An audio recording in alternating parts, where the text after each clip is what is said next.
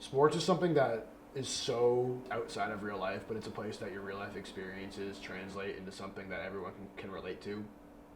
I think that it's something where people will see, or it's something that has people, it takes people's attention no matter what's happening. Like, people are just like, music or movies, like, people are going to watch sports. Like, that's never going to go away. So I think it's a great place to like share messages that are both in and outside of whatever game's being played.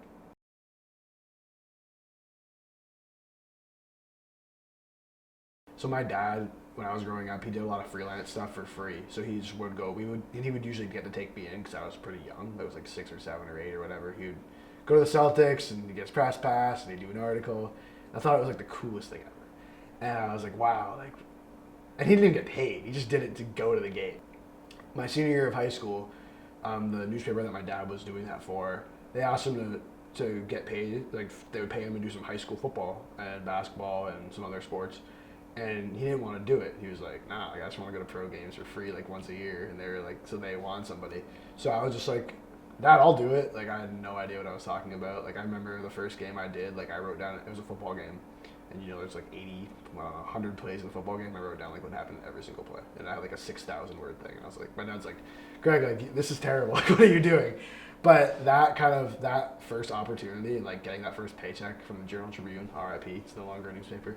But, that was really cool. And, like, I think that once I did that, I was like, wow, like, I mean, I can get paid to do this. Like, this is pretty cool. Like, it's kind of funny that it started out just being like, wow, I don't have to pay to go to games anymore. Now I get paid to go to them. But that's kind of how it started out in my, 16, 17-year-old, like, immature brain. It does. I think I had them at probably 3 or 4 going into the Jimmy Butler trade, I guess you could say. And then they jump up to number 2 behind Toronto. So I'm involved with BU Today, which is like the marketing in-house publication for Boston University. So I cover sports for them. I work for the Boston Globe, covering high school and college sports.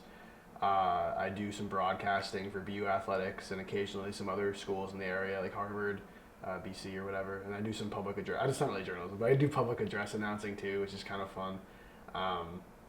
And then I also do some freelance stuff on the side that I kind of enjoy doing. My first kind of outside thing was at WEI Sports Radio Network, where I was like a digital content intern, so just kind of churning radio interviews into like written words and like pretty not that exciting. But that turned into, then I started the Globe the next semester, and it's probably the coolest college job you could ever have. Like, you're just getting paid to go to games, like write about them. Like, that's sick.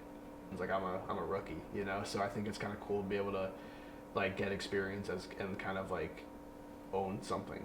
4 to play. Will time run out? And yes, it will. The Boston University Terriers are your 2018 Patriot League field hockey champions. I do like a variety of sports. My favorite's probably basketball, but I do field hockey, which is awesome. I've become a big field hockey guy. I've done other sports like ice hockey, soccer, baseball, whatever.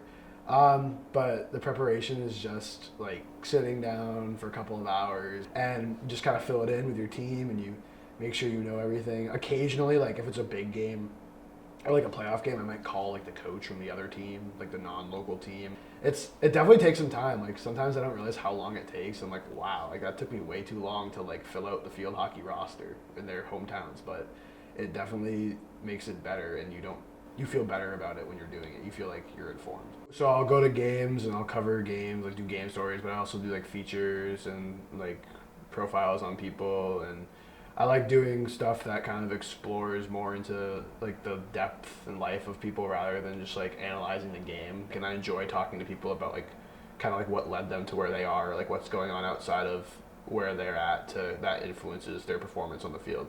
Almost like psychology, I guess. But like I think that's super interesting. Good evening, everybody, and welcome to Side of the Roof here at Case Gymnasium. My name is Greg Levinsky, and with me is Matt Doherty on the call of tonight's game. And thanks, Jacob. For BU to win any game, 3-point shooting is the key. But against a team like Lehigh, who leads the entire nation in shooting from beyond the arc, the Terriers really need to match their production. Congratulations on your first goal. Thank you so much. Thank you. Now we're here with Associate Head Coach Sarah Schutz. Great to have you with us. Thank Usually you. Coach Thank Sharper, you. we got a little change. So I think that sports is a great lens of like just like society, like what life really is and like what people are going through. To make their push in the Patriot League tournament, while basketball and hockey are just beginning, right here on ComAv. Reporting for Terrier Nation, I'm Greg Levinsky.